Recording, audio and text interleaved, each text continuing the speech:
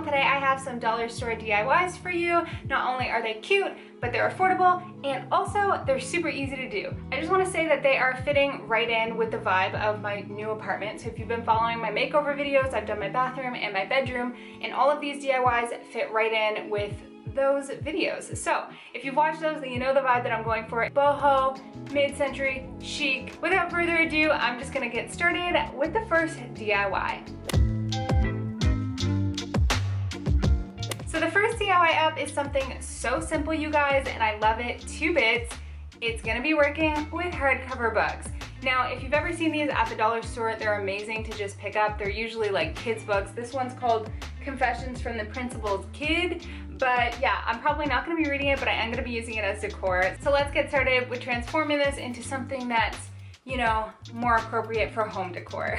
So here's the book in all its glory, and I'm just removing the paper cover. Then I'm taking this fabric that I had that I actually used on my dresser DIY, and it's neutral, it's textured, and I just love it. I'm just laying down the book and estimating how much fabric I need, and then I'm cutting it to size as well as cutting off that fringed edge.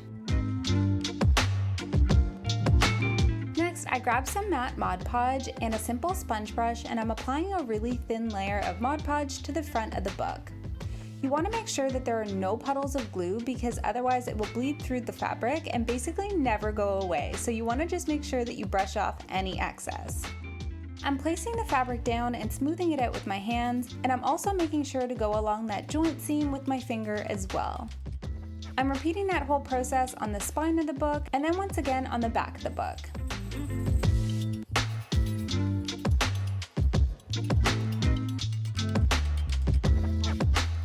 Next up, I trimmed off some of the excess fabric from all around the book so that there's about 3/4 of an inch left. I added a little Mod Podge on the side and then I'm just sticking it down.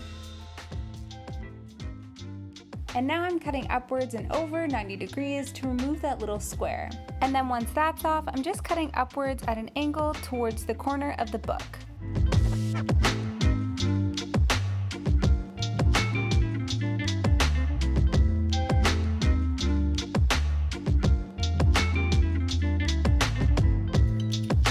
I'm going in with that Mod Podge once again and smoothing it out, and you can already see that the book is coming together.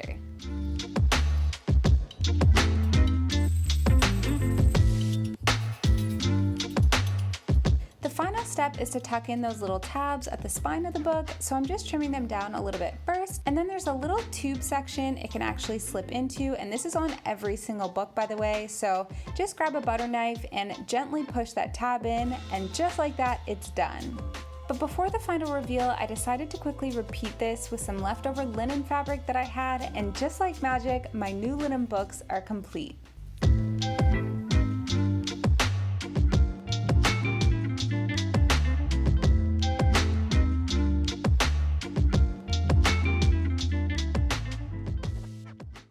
So I don't know if you would have noticed, but this exact book I used on the bottom shelf of my bedside table in my bedroom makeover video. And I just think it's so classic, it's so simple and nice.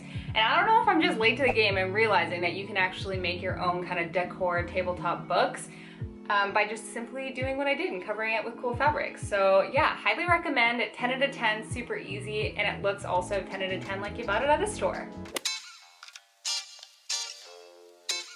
So next up, we're gonna be transforming these hula skirts into decor pieces. And every time I see hula skirts, it reminds me of the fact that I once got to dress up as a hula girl for Halloween when I was a kid, and it was the one time I was allowed to wear makeup. So my mom let me wear her like lipstick and lipstick on my face as blush. But either way, I'm gonna go ahead and get into this DIY.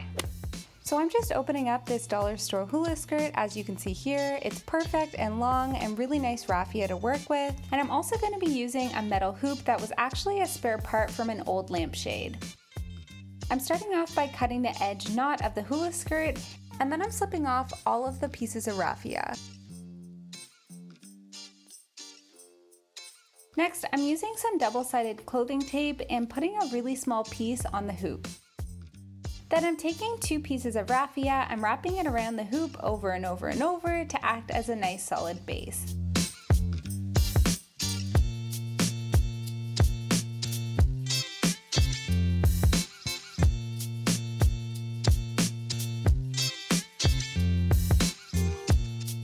I just wanted to let you know that I share all sorts of little sneak peeks and behind the scenes over on my Instagram, and you're gonna wanna check it out. For this project, I shared how big of a mess my bedroom was. It was literally a disaster. So there's tons of good stuff over there. It's at DIY Dalia with an underscore at the end. That is all. Now back to the tutorial. I'm going to be attaching all of those long raffia pieces to the hoop by folding the strands in half, putting it under the hoop, and then pulling through the ends. I repeat this over and over until about half of the hoop is filled with these raffia strands. Next up, I'm taking this brown jewelry cord from Dollar Tree. It's wax and it's the perfect type of cording to work with. I'm starting with 3 strands of raffia. I'm wrapping the cord around once with the end of the cord pointing upwards. Then I'm adding in a strand on the right and the left side and then wrapping the cord around, and then adding another strand on the right and left side and wrapping the cord around again, and basically continuing that until all the strands are included in the wrapped section. And I was just thinking that this whole thing kind of reminds me a little bit of a French braid, which is fun. But anyway, when you're done wrapping it the whole way around, you flip it up and double knot the string to just tie it off.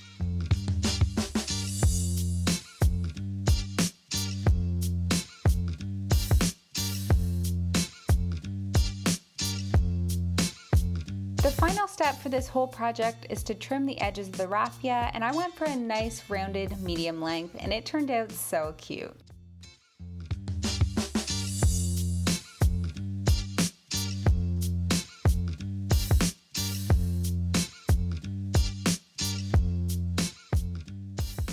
So I love how that hula skirt wall decor piece turned out. I just think it's so cute, and I love that it's made out of something that only costs like $1. I got really inspired, by the way, with the whole hula skirt and the raffia, and I came up with another even cooler DIY, but it's not gonna be in this video. It's gonna be in one of my upcoming dollar store DIYs.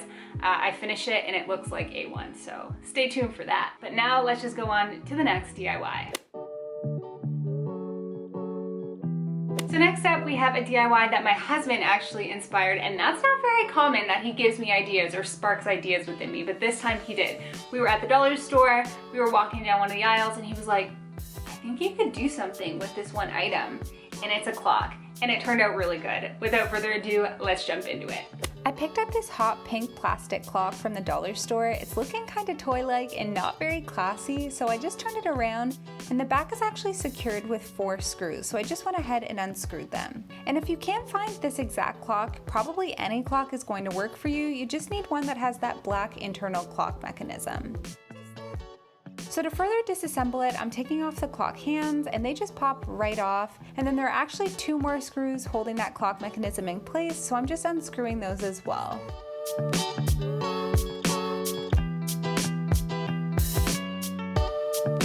Next, I'm taking the clock hands and I'm just cutting off those very edges that have a little bit more ornate details because I want the end look to be really simple and minimalist. And with those simple straight edges, I just think it's gonna look great.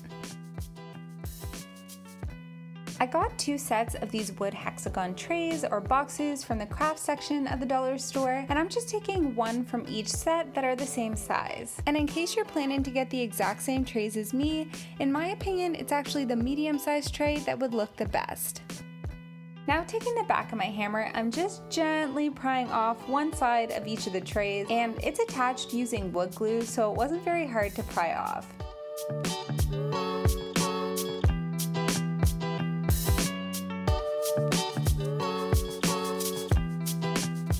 Up, I need to make a hole for the clock mechanism, so I'm putting a piece of painter's tape on the center of the front of the clock, and this is important to make sure that the wood doesn't split. And as you can see here, I'm just going ahead and drilling a hole in the center of the clock that's the same size as the hole on the original clock. Now to attach the front and back of the clock together, I'm using my E6000 glue all the way around, and then I'm removing any excess before it dries. I waited for the glue overall to dry, and then I went ahead and spray painted the clock with chalk paint in Colonial Ivory, which is the perfect matte off-white color. It's actually also my favorite color of chalk paint. Now after the spray paint dried, I went ahead and attached the clock mechanism to the inside of the clock using some more E6000 glue, and then I secured it in place with tape while that glue dried as well. The final step here was for me to reattach all of the hands. They just popped right on back into place. And just like that, the clock is complete.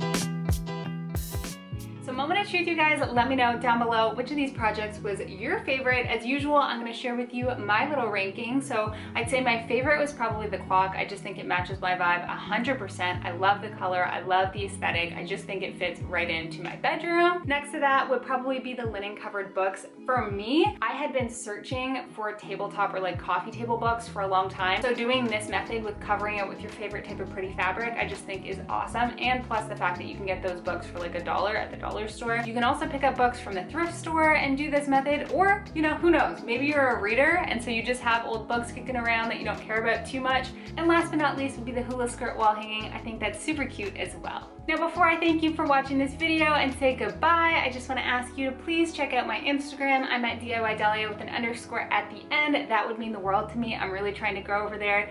But yeah, thank you so much for watching, and until next time, bye. Oh, also make sure that you're following and like this video too, you know, all that good stuff.